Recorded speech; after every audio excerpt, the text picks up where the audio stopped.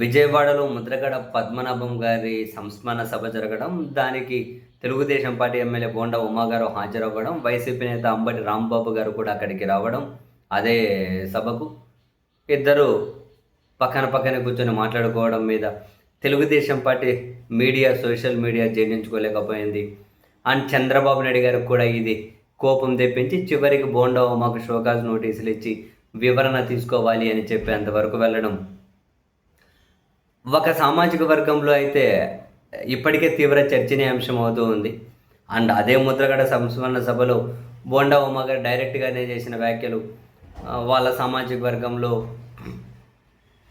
తీవ్ర అలజడి ఉంది అనేది ప్రభుత్వం దృష్టికి తీసుకెళ్తాను అని ముద్రగడ పద్మనాభం గారి విగ్రహం విజయవాడలో ఏర్పాటు చేశానని చెప్పి చాలా వ్యాఖ్యలే చేశారు. యాక్చువల్గా ముద్రగడ పద్మనాభం గారిని తెలుగుదేశం పార్టీ ఒక శత్రువులాగే చూస్తుంది.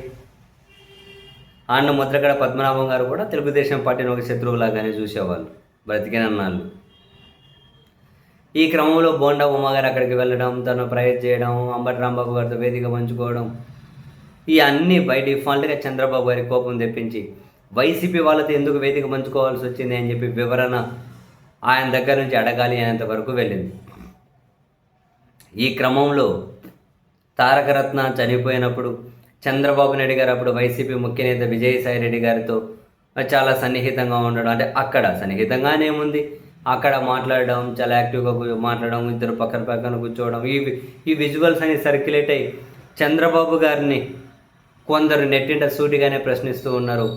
శుభము అశుభము లాంటి కార్యక్రమాల్లో రాజకీయాలు ఏముంటాయి, అందులో మానవత్వమే ఉంటుంది కదా, ఇందులో కూడా రాజకీయం చూడడం ఏంటి, ఇందులో కూడా వేదిక పంచుకోవద్దనడం ఏంటి?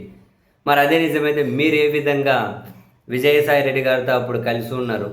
అప్పుడు ఆయన వైసీపీ ముఖ్య నేత కదా, మరి మీరు ఎలా కలిసి కూర్చున్నారు, కలిసి మాట్లాడారు అని చెప్పి నేరుగానే చంద్రబాబు గారిని ప్రశ్నిస్తూ ఉన్నారు. అండ్ ఈవెన్ రోషయ్య గారు చనిపోయినప్పుడు కూడా అప్పుడు కేవీపీ రామచంద్రరావు గారితో పక్కకెళ్ళి చంద్రబాబు గారు మాట్లాడడం, సమాలోచనలు, ఈ విజువల్స్ కూడా పెట్టి మరి వేరే పార్టీ వాళ్ళతో మీరెట్లా కలుస్తూ ఉన్నారు, మీరెట్లా కలిశారు, మీకైతే ఒక న్యాయం, వేరే వాళ్ళకైతే ఇంకో న్యాయమా అని చెప్పి అడుగుతూ ఉన్నారు.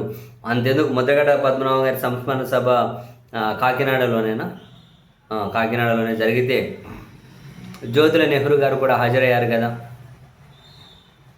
మరి ఆయనకెందుకు నోటీసులు ఇవ్వలేదు అని బోండా ఉమా గారు వాళ్ళ సన్నిహితుల దగ్గర అసంతృప్తి వ్యక్తం చేస్తూ ఉన్నారు, తనకిచ్చిన షోకాజ్ నోటీసుల మీద అని కొన్ని పత్రికలు వార్తలు క్యారీ చేసుకుంటూ వస్తూ ఉన్నాయి. వరుస మొత్తానికి ఇటువంటి కార్యక్రమాల్లో కూడా పాల్గొనొద్దు అని షోకాజ్ నోటీసులు ఇవ్వడం, పెళ్ళిళ్ళు, శుభమైన పెళ్ళిళ్ళు పేరెంటాలకు వెళ్ళొద్దు, చావులు సంస్థాన సభలకు వెళ్ళొద్దు, ఇంకోటి వేదిక పంచుకుంది, ఇవేమైనా రాజకీయపరమైన వేదికల?